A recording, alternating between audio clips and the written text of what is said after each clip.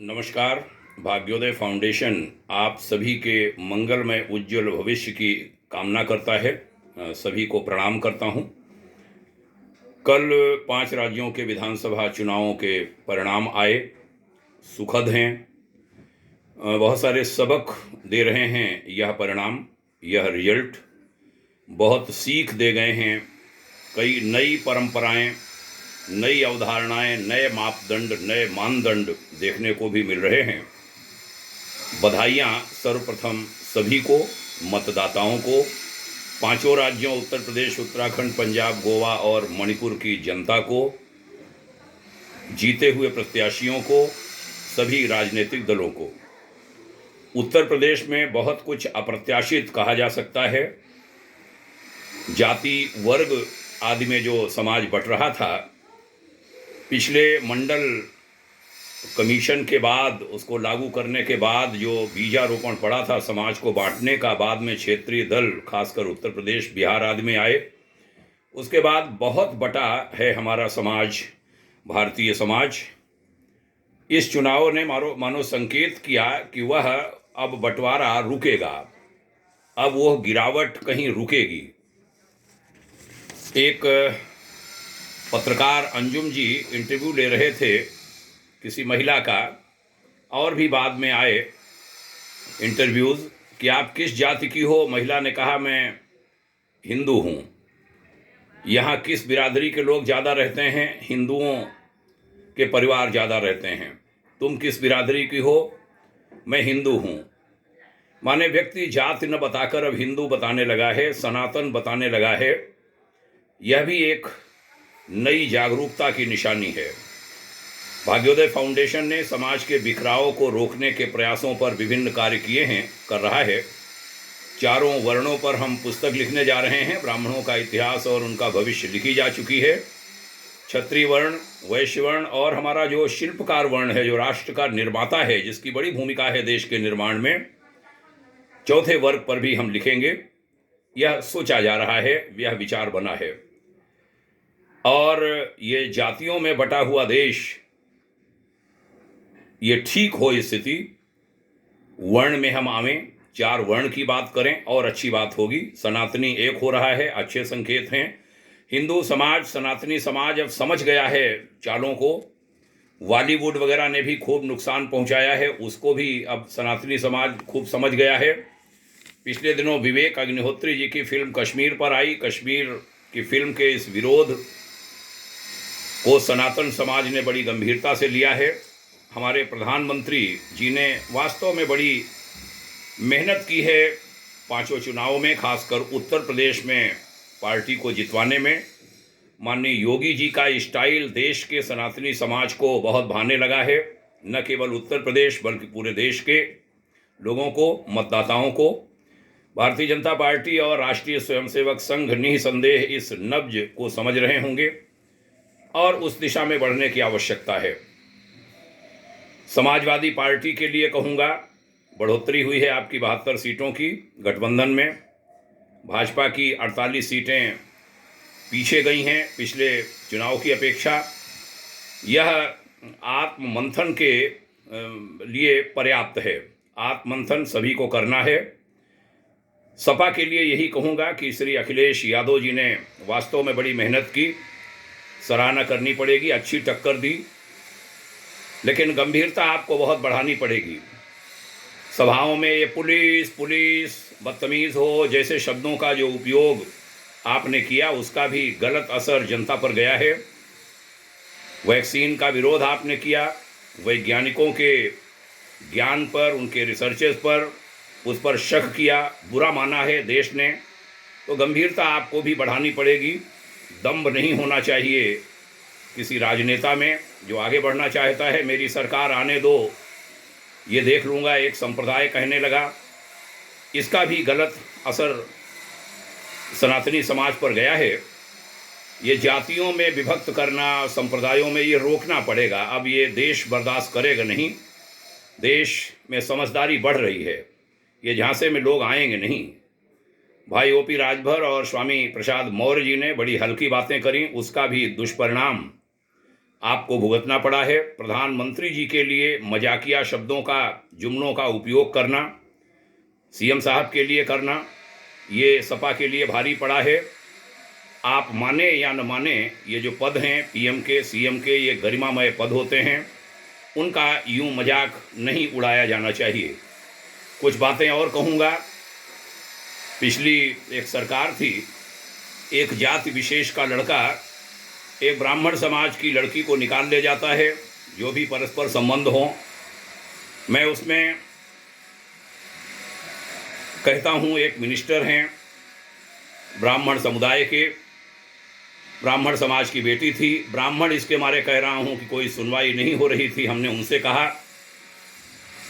जाति विशेष का लड़का होने के कारण उन्होंने कोई उसमें हाथ नहीं डाला। वह सर्टिफिकेट मांगते रहे, लड़की नाबालिग है कि नहीं। लड़की नाबालिग थी, हाई स्कूल की विद्यार्थी थी। हमारा बहुत सम्मान वह करते थे, इसके बावजूद उन्होंने कुछ भी नहीं किया। केवल जाति देखकर कि उस समाज का लड़का है तो हम कुछ कर नहीं सकते।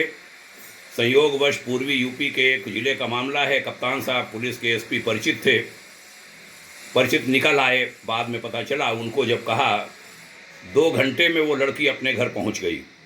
तो यह स्थितियां आपकी प्रतिष्ठा को गिराती हैं। ऐसे ही एक लखनऊ की घटना, एक छोटा सा प्लॉट था एक भाई का, भी परसों ही भाई बता रहे थे।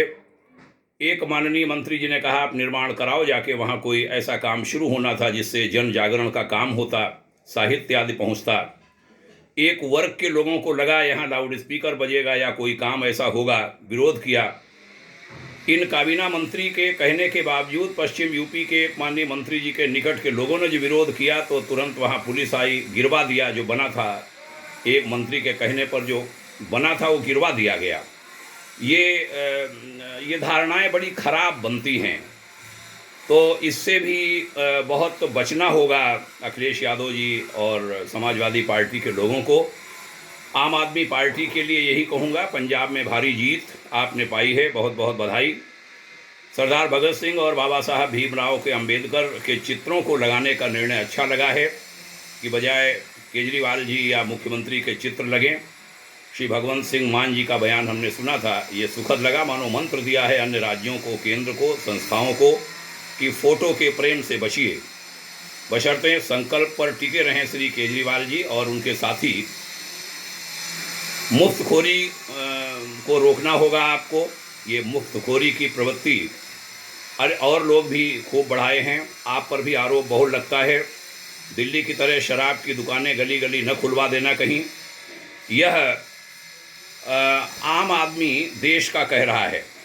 वह यहाँ तक कह रहा है कि भारतीय जनता पार्टी के राज्यों में तो सबका साथ सबका विकास की चर्चा होती है, और आम आदमी पार्टी का जो पंजाब है वहाँ अपनी अपनी बोतल, अपना अपना गिलास, ऐसे मजाकिया जुमले भी इस्तेमाल किए जा रहे हैं। तो इससे आपको बचना होगा। शराब की दुकानें बहुत ज़्यादा बढ़ाना आय के लिए, और उधर मुफ्तखोरी की आदत डालना, ये सब बातें ठीक नहीं हैं। ये लंबे समय तक चलेगा नहीं, क्योंकि आपको मैं राय दूंगा कि आप मजबूत अस्थाई नक्षत्र बनिए, धूमकेतु मत बनना कि आज आए कल चले गए, क्योंकि विपक्ष की भी बहुत आवश्यकता लोकतंत्र में होती है, और विपक्ष भारतवर्ष में बड़ा कमज़ोर हो रहा है।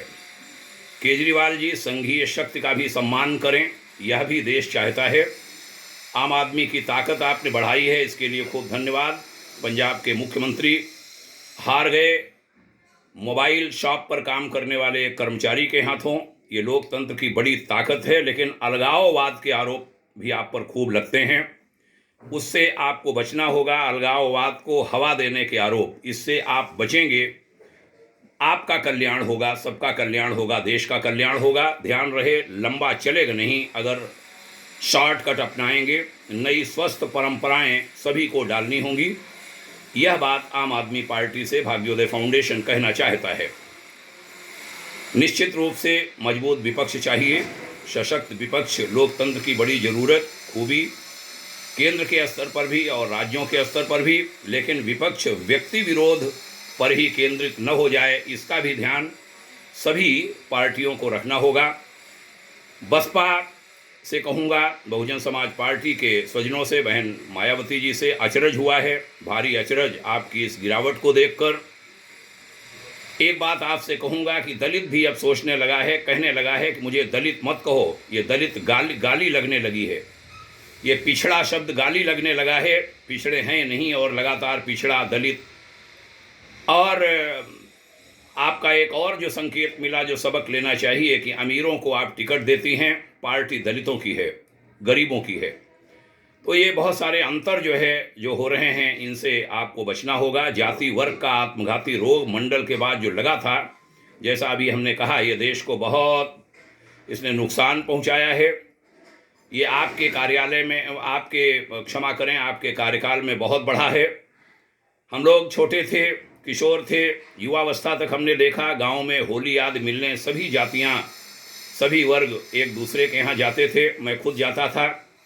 मैं एक वो व्यक्ति था कि गांव के दूर बाहर जो स्वीपर परिवार एक रहता था, वहाँ पर भी हम होली में जाते ज़रूर थे। उस परिवार में हमारी अम्मा कुछ भेजती थी और उसको होली का कोई मिठाई और कुछ देने जाते थे हम।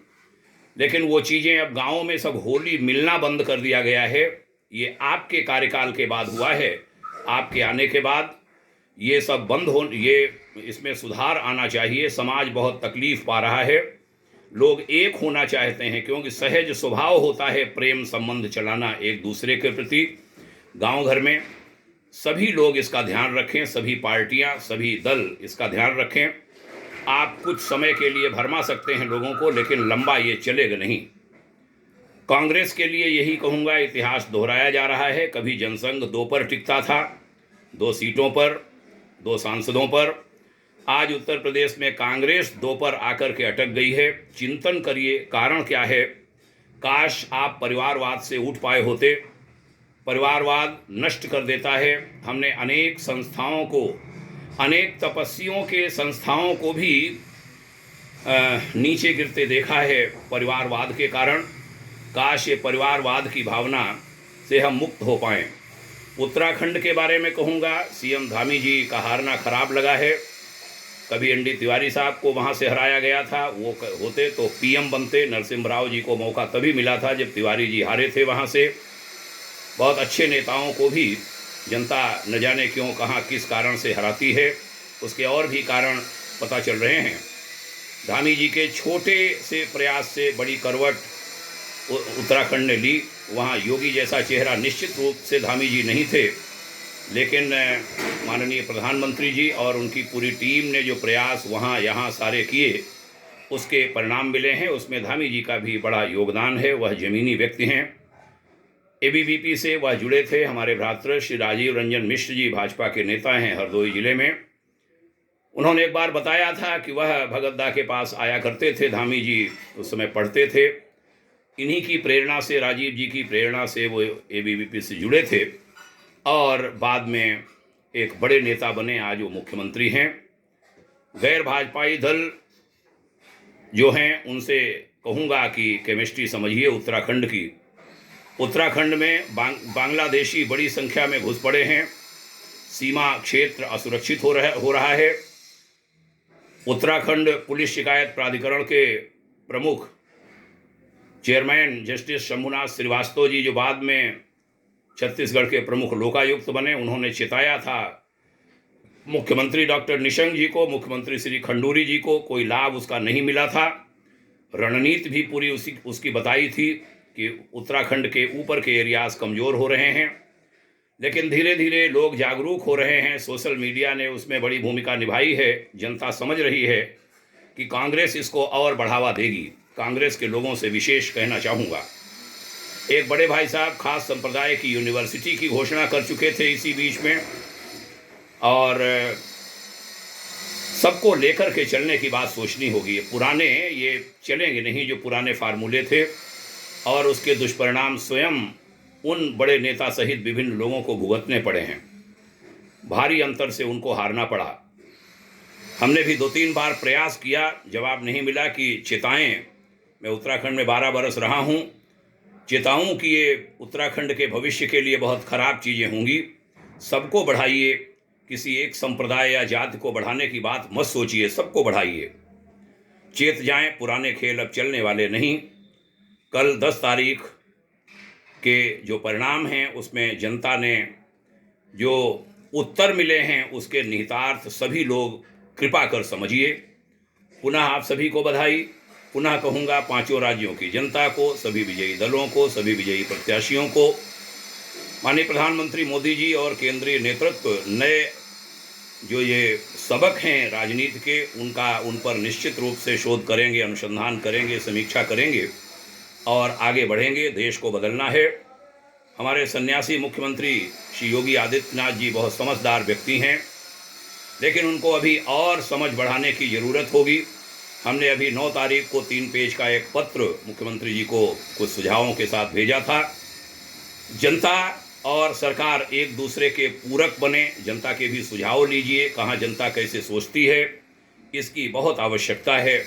हमारा यह ऋषि राष्ट्र उन्नत बने, भारतवर्ष का हृदय राज्य उत्तर प्रदेश, हृदय प्रांत उत्तर प्रदेश अपनी महत्व भूमिका उसमें निभाए, ऐसी कामना प्रार्थना के साथ इस विशेष चर्चा का समापन करूंगा।